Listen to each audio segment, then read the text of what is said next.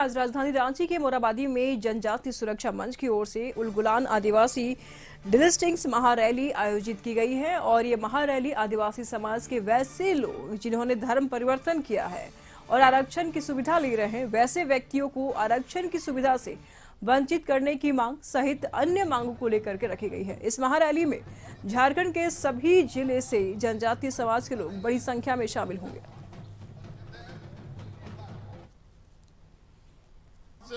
Ulgulan rally हम लोग कर रहे हैं, लाखों लोग यहाँ आएंगे ऐसा हम लोगों ने आह्वान किया है।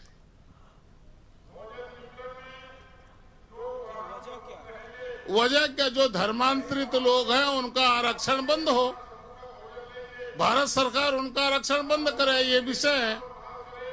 और इसी विषय को लेकर के पूरे देश के अंदर ये आंदोलन चल रहा है और आज रांची के मोरहाबादी मैदान में लाखों की संख्या में और ये कार्यक्रम होगा। जाति व्यक्ति के लिए बना हुआ है जिसमें स्पष्ट प्रावधान अम्बेडकर जी ने किया है कि अगर अनुसूचित जाति समाज का व्यक्ति अगर मुस्लिम या ईसाई होता है तो उसका आरक्षण खत्म हो जाता है, उसको आरक्षण का लाभ नहीं मिलता, उसको जाति प्रमाण पत्र जारी नहीं होता है। आर्टिकल 342 में हम ये व्यवस्था चाहते हैं कि अगर कोई व्यक्ति मुसलमान हो जाता है, बुद्धवा से विक्टर हो जाता है, इमरान बन जाता है तो उसको आरक्षण नहीं मिलना है। इस देश में एक व्यक्ति का एक ही स्टेटस होता है, दो नहीं हो सकता, या तो वो ईसाई हो सकता है, मुसलमान हो सकता है, या तो आदिवासी हो सकता है।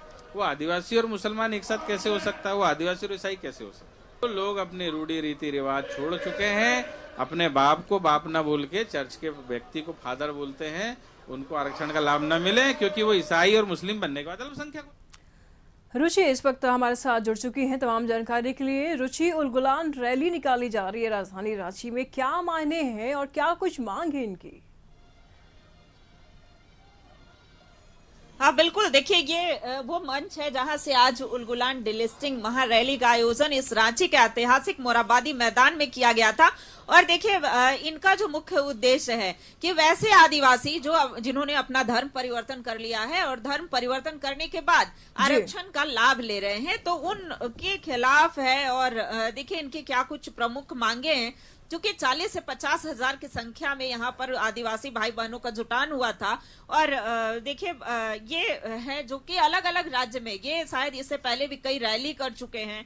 और इसका ये जो रैली आप कर रहे हैं इसका मुख्य उद्देश्य क्या है? अगला रैली आपका जहां तक जानकारी मिल पा रही है कि अगरतला में है, तो इसका जो मुख्य उद्देश्य है वो क्या है और इससे पहले कितनी जगह पर आपने रैली किया है? हम अभी तक जन जागृति हमारे आदिवासी बंधुओं को जगाने के लिए करीब 18 राज्यों में रैली कर चुके हैं, जिला लेवल पे भी और स्टेट लेवल पे भी।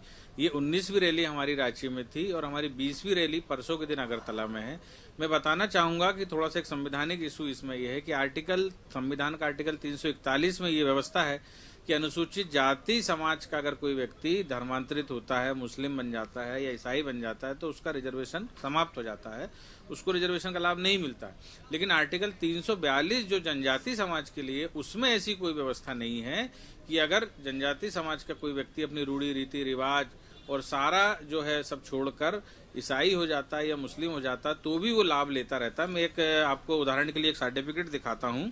इस सर्टिफिकेट पे आप पे थोड़ा सा गौर करिए, फिर मैं इसको आपको पढ़ के भी बताता हूँ। तो देखिए ये सर्टिफिकेट जो है ये मध्य प्रदेश में जारी हुआ है। मोहम्मद इमरान खान पिता इश्ताक खान, जिनकी माता का नाम है रुकैया बेगम, ये तहसील सिवनी, जिला सिवनी, गोंड जनजाति के सदस्य, जो आर्टिकल 342 के अंतर्गत इनको ये प्रमाण पत्र प्राप्त हुआ है।